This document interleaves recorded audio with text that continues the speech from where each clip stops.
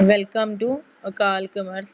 ਅੱਜ ਅਸੀਂ ਆਪਣੇ ਇਕਨੋਮਿਕਸ ਦਾ ਟੌਪਿਕ ਕਰਾਂਗੇ, that is state of economy on the eve of independence ਦੇ ਟਾਈਮ ਸਾਡੀ ਜਿਹੜੀ ਇਕੋਨਮੀ ਸੀ ਉਹ ਕਿੱਦਾਂ ਦੀ ਸੀ। ਫਸਟ ਆਫ ਆਲ ਇਹਦੇ 'ਚ ਕੁਐਸਚਨ ਪੁੱਛਦਾ, feature Ki C Indian economy the at the time of independence ਦੇ ਵੇਲੇ ਸਾਡੀ ਜਿਹੜੀ ਇਕੋਨਮੀ ਸੀ ਉਹਦਾ ਕਿੱਦਾਂ ਦਾ ਐਕਸਪੀਰੀਅੰਸ ਰਿਹਾ, ਕਿੱਦਾਂ ਦੀ ਸੀ। ਅਗਰ ਕੋਈ ਵੀ question at the time of independence ਪੁੱਛਿਆ ਜਾਂਦਾ ਤਾਂ ਉਹਦੇ ਵਿੱਚ ਸਾਰੇ ਪੁਆਇੰਟ ਤੁਸੀਂ ਲਿਖ ਸਕਦੇ ਹੋ।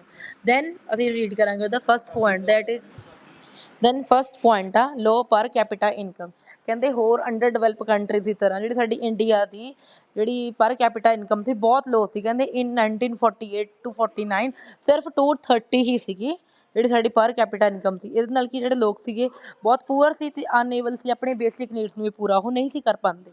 ਦੈਨ ਨੈਕਸਟ ਪੁਆਇੰਟ ਆ ਐਗਰੀਕਲਚਰ ਇਕੋਨਮੀ। ਜਿੱਦਾਂ ਅਸੀਂ ਸਾਰੇ ਜਾਣਦੇ ਹਾਂ ਸਾਡੀ ਜਿਹੜੀ ਇੰਡੀਅਨ ਇਕੋਨਮੀ ਸੀ ਐਗਰੀਕਲਚਰ ਇਕੋਨਮੀ ਸੀ। ਮੋਰ ਦੈਨ 70% ਜਿਹੜੀ ਸਾਡੀ ਪਾਪੂਲੇਸ਼ਨ ਸੀ ਉਹ ਸਾਡੀ ਐਗਰੀਕਲਚਰ ਦੇ ਉੱਤੇ ਡਿਪੈਂਡ ਕਰਦੀ ਸੀ। ਬਟ ਜਿਹੜਾ ਐਗਰੀਕਲਚਰ ਸੀ ਉਹ ਵੀ ਬਹੁਤ ਜ਼ਿਆਦਾ ਬੈਕਵਰਡ ਸੀ। ਸਾਡੇ ਕੋਲ ਕੋਈ ਮਸ਼ੀਨਸ ਨਹੀਂ ਸੀਗੀਆਂ, ਕੋਈ ਮਾਡਰਨ ਟੈਕਨੋਲੋਜੀ ਨਹੀਂ ਸੀਗੀ। ਅਤੇ ਜਿਹੜਾ 50% ਗ੍ਰੋਸ ਪ੍ਰੋਡਕਟ ਸੀਗਾ ਉਹ ਐਗਰੀਕਲਚਰ ਸੈਕਟਰ ਤੋਂ ਜਨਰੇਟ ਹੁੰਦਾ ਸੀ। ਤਾਂ ਵੀ ਕਰਕੇ ਜਿਹੜਾ ਸਾਡਾ ਇਕੋਨਮੀ ਸੀ ਉਹ ਬਹੁਤ ਜ਼ਿਆਦਾ ਲੋ ਸੀ ਅਤੇ ਬੈਕਵਰਡ ਸੀਗੀ।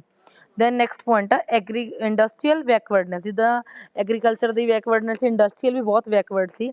ਇਹਦੇ 'ਚ ਕੀ ਸੀਗਾ ਵੀ ਇੰਡੀਆ ਦੇ ਕੋਲ ਹੈ ਹੀ ਨਹੀਂ ਸੀ ਇੰਡਸਟਰੀ। ਕਹਿੰਦੇ ਕਿ ਕੁਛ ਟੈਕਸਟਾਈਲ ਸ਼ੂਗਰ ਇੰਡਸਟਰੀ ਸਾਡੀ ਇੰਡੀਆ ਦੇ ਵਿੱਚ ਪ੍ਰੈਜ਼ੈਂਟ ਸੀ, ਬਟ ਪਾਰਟੀਸ਼ਨ ਹੋ ਗਈ। ਇਹ ਵੀ ਜਿਹੜੇ ਕੁਛ ਇੰਡਸਟਰੀ ਸੀਗੀਆਂ ਜਿਹੜੀਆਂ ਪਾਕਿਸਤਾਨ ਵੱਲ ਚਲੀਆਂ ਗਈਆਂ।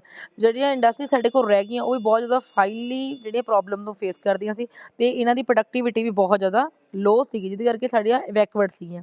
ਦੈਨ ਨੈਕਸਟ ਪੁਆਇੰਟ ਆ ਪੂਅਰ ਇਨਫਰਾਸਟਰਕਚਰ। ਜਿੱਦਾਂ ਸਾਨੂੰ ਪਤਾ ਵੀ ਇਨਫਰਾਸਟਰਕਚਰ ਹਰੇਕ ਕੰਟਰੀ ਦੀ ਬੈਕਬੋਨ ਹੁੰਦਾ, ਉਦੋਂ ਸਾਡੇ ਦੇਸ਼ ਕੋਲ ਕੋਈ ਇਨਫਰਾਸਟਰਕਚਰ ਨਹੀਂ ਸੀਗਾ ਅਤੇ ਮੀਨਸ ਆਫ ਕਮਿਊਨੀਕੇਸ਼ਨ ਦਾ ਨਾ ਬਰਾਬਰ ਹੋ ਗਿਆ ਸੀ। ਪਾਰਟੀਸ਼ਨ ਹੋ ਗਈ, ਅੱਧੀਆਂ ਜੋ ਚੀਜ਼ਾਂ ਸੀਗੀਆਂ ਉੱਧਰ ਚਲੀਆਂ ਗਈਆਂ।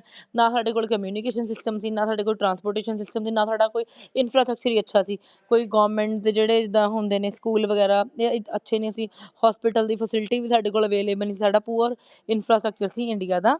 ਦੈਨ ਨੈਕਸਟ ਪੁਆਇੰਟ ਲੋ ਲਿਵਿੰਗ ਸਟੈਂਡਰਡ। ਅਗਰ ਸਭ ਕੁਛ ਹੀ ਬੈਕਵਰਡ ਹੋਊਗਾ ਤਾਂ ਲੋਕਾਂ ਦਾ ਲਿਵਿੰਗ ਸਟੈਂਡਰਡ ਆਟੋਮੈਟਿਕਲੀ ਲੋ ਹੋ ਜਾਣਾ ਵਾ। ਕਹਿੰਦੇ ਲੋਕਾਂ ਕੋਲੇ ਤਾਂ ਇੰਨੀ ਇਲੈਕਟ੍ਰੀਸਿਟੀ ਨਹੀਂ ਸੀ, ਵਿਚਾਰਿਆਂ ਕੋਲੇ ਟਰਾਂਸਪੋਰਟੇਸ਼ਨ ਨਹੀਂ ਸੀ, ਕਮਿਊਨੀਕੇਸ਼ਨ ਸੀ ਹੈ ਹੀ ਨਹੀਂ ਸੀ। ਹੈਲਥ ਅਤੇ ਐਜੂਕੇਸ਼ਨ ਸੈਕਟਰ ਜਿਹੜਾ ਸੀ ਉਹ ਵੀ ਬੈਕਵਰਡ ਸੀਗਾ। ਜੇ ਸਾਰੀਆਂ ਵਜ੍ਹਾ ਨਾਲ ਕਿ ਜਿਹੜਾ ਸਾਡਾ ਲੋਕਾਂ ਦਾ ਜਿਹੜਾ ਲਿਵਿੰਗ ਸਟੈਂਡਰਡ ਸੀ ਉਹ ਬਹੁਤ ਲੋ ਹੋ ਗਿਆ। ਜਿੱਦਾਂ ਸਾਡਾ ਹੁਣ ਦਾ ਲਿਵਿੰਗ ਸਟੈਂਡਰਡ ਆ ਇਹਦੇ ਕੰਪੈਰੀਜ਼ਨ ਇਨ 1948 49 40 50 ਇਹਨਾਂ ਦੇ ਵਿੱਚ ਸਾਡਾ ਜਿਹੜਾ ਸੀਗਾ ਲਿਵਿੰਗ ਸਟੈਂਡਰਡ ਲੋਕਾਂ ਦਾ ਬਹੁਤ ਜ਼ਿਆਦਾ ਲੋ ਸੀ। Then next point illiteracy and ignorance. ਪਤਾ ਹੀ ਆ ਇਹ ਜਿੱਦਾਂ ਅਗਰ ਬੈਕਵਰਡ ਹੋਣਗੇ ਤਾਂ ਲੋਕੀ ਪੜ੍ਹਨਗੇ ਨਹੀਂ, ਲੋਕੀ ਇਗਨੋਰ ਹੋਣਗੇ। ਇਹ 'ਚ ਲਿਖਿਆ 82% ਇਲਿਟਰੇਟ ਸੀ ਉਦੋਂ। ਇੱਕ ਟਰੈਪ ਹੁੰਦਾ ਵਾ ਕਿ ਕਹਿੰਦੇ ਅਨਪੜ੍ਹ ਬੰਦਾ ਟਰੈਪ 'ਚ ਫਸ ਜਾਂਦਾ। ਟਰੈਪ ਸੀਗਾ, ਬਹੁਤ ਸਾਰੇ ਲੋਕੀ ਕੀ ਟ੍ਰੈਡੀਸ਼ਨਸ ਫਸੇ ਸੀ, ਸੁਪਰਸਟੀਸ਼ਨਸ ਫਸੇ ਸੀ। ਲੋਕਾਂ ਨੂੰ ਈਵਲਸ ਵਿੱਚ ਫਾਲਸ ਬਿਲੀਵ ਬਹੁਤ ਜ਼ਿਆਦਾ ਸੀਗੇ। ਲੋਕਾਂ ਜਿਵੇਂ ਆਪਾਂ ਕਹਿੰਦੇ ਕੋਈ ਗਲਤ ਚੀਜ਼ਾਂ ਨੂੰ ਮੰਨਦੇ ਸੀ ਲੋਕੀ, ਜਾਦੂ ਟੂਣਿਆਂ ਵਿੱਚ ਵਿਸ਼ਵਾਸ ਰੱਖਦੇ ਸੀ। ਮਤਲਬ ਉਹਨਾਂ 'ਚ ਇਗਨੋਰੈਂਸ ਵੀ ਬਹੁਤ ਸੀ। ਇਹ ਸਭ ਕੁਛ ਕਾਹਦੇ ਵਾਸਤੇ ਹੁੰਦਾ ਵਾ ਜਦੋਂ ਬੰਦਾ ਅਨਪੜ੍ਹ ਹੋਵੇ, ਅਨਪੜ੍ਹਤਾ ਕਰਕੇ। ਦੈਨ ਨੈਕਸਟ ਪੁਆਇੰਟ ਆ ਸਟੈਗਨੈਂਟ ਇਕੋਨਮੀ। ਇਹ ਬਹੁਤ ਇੰਪੋਰਟੈਂਟ ਟੋਪਿਕ ਆ।